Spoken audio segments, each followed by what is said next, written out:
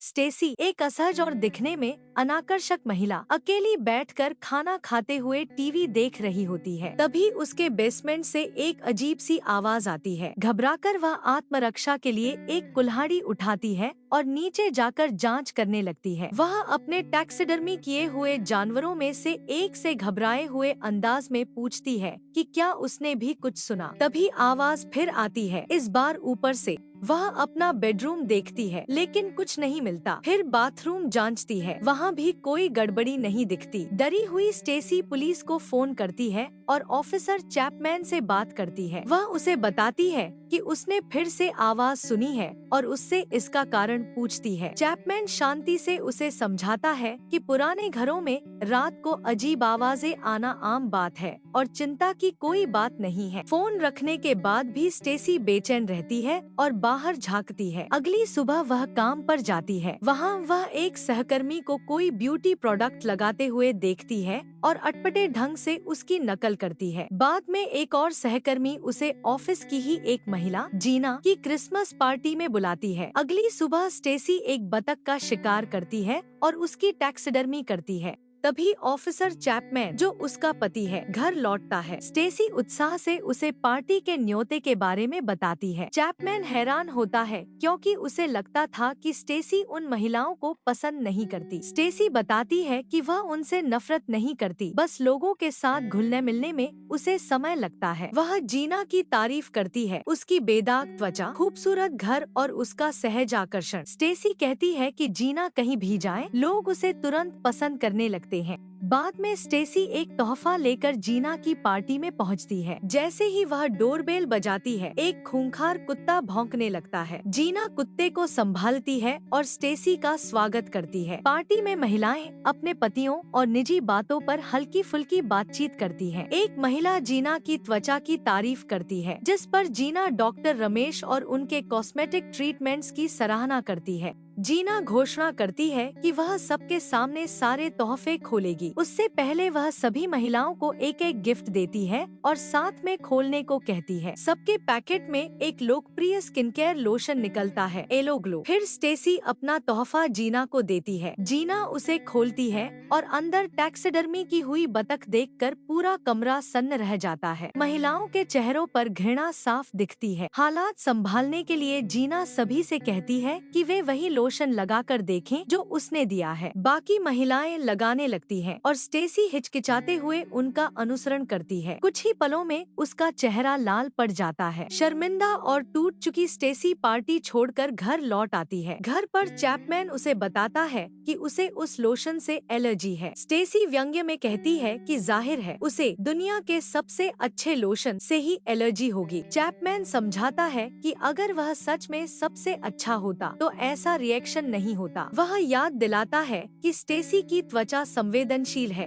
और एक बार lavender perfume से भी उसकी गर्दन पर दाने पड़ गए थे। उस रात स्टेसी सो नहीं पाती। वह बाथरूम जाती है, जहां लोशन की ट्यूब अपने आप बाहर निकलने लगती है। वह नीचे जाकर टीवी चालू करती है। टीवी पर एलो ग्लो का विज्ञापन आता है। विज्ञापन में दिख रहा आदमी सीधे स्टेसी से बात करने लगता है और कहता है कि उसके सहकर्मी उसे अच्छी नजर से नहीं देखते। स्टेसी हैरान रह जाती है जब वह आदमी उसे नाम लेकर बुलाता है। वह पूछता है कि वह अजीब बतख बनकर क्यों रहना चाहती है जब वह झुंड का हिस्सा बन सकती है, और स्क्रीन पर दिख रहे नंबर पर कॉल करने को कहता है। विज्ञापन में एक महिला साइड इफेक्ट्स गिनाती है, मूड में बदलाव, जोड़ों में जकड़न, भ्रम, नजदीकियों से डर, अंदरूनी खालीपन, महत्वाकांक्षा की कमी, व्यक्तित्व और स्वतंत्र सोच का खो जाना। स्टेसी जोर जोर से हंसने लगती है। आदमी पूछता है कि उसे क्या इतना मजेदार लगा, फिर वादा करता है कि वह उसे बिल्कुल नई औरत बना सकता है और मानसिक शांति दे सकता है। स्टेसी बताती है कि वह पहले ही लोशन इस्तेमाल कर चुकी है और उसे एलर्जी हो गई है। वह आदमी समझाता है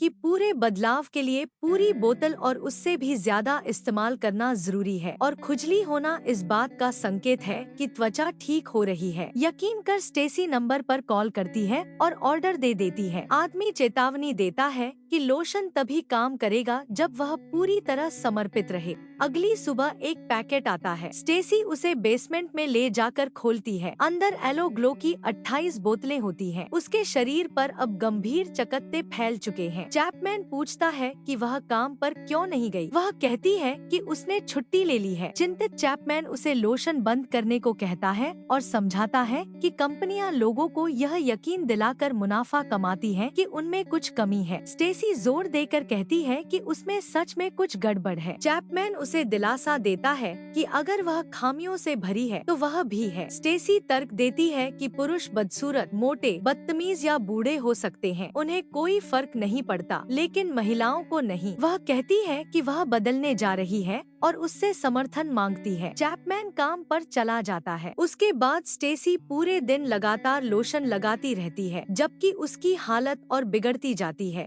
रात में वह खुद को बुरी तरह खुजलाने लगती है। चैपमैन उसे रोकता है और उसके हाथों में ओवन मिट्स पहना देता है। नीचे टीवी फिर से चालू हो जाता है। एलो ग्लो का निर्माता उससे बात करता है और उसकी प्रगति देखना चाहता है। वह कहता है कि यह एलर्जी नहीं बल्कि विकास है। वह उसे भरोसा करने और ज्यादा लोशन लगाने को कहता है। फिर अचानक प्रसारण बंद हो जाता है। स्टेसी गिड़गिड़ाती है तो वह आदमी फिर दिखाई देता है और कहता है कि उसे पूरी तरह समर्पित होना होगा और सवाल करना बंद करना होगा। स्टेसी बेसमेंट में जाती है। वहाँ लोशन की बोतलें अपने आप खुलकर अंतहीन रूप से बहने लगती हैं। घबराकर वह ऊपर भागती है और चैपमैन से अगले दिन काम पर न जाने की विनती करती है। वह मना कर देता है। सुबह तक पूरा बेसमेंट लोशन से भर जाता है। स्टेसी अपने गंभीर चकत्तों को देखती है। तभी चैपमैन घर लौटकर उसे पुकारता है। बाथरूम में स्टेसी दर्द के बावजूद अपने हाथ की त्वचा उधेड़ती है। वह चैपमैन से कहती है कि वह कुछ न बोले, वह पहले ही जानती है कि वह क्या सोचता है। वह जोर देती है कि यह ठीक होने की प्रक्रिया है। चैपमैन असहमत होता है और डॉक्टर को दिखाने को कहता है।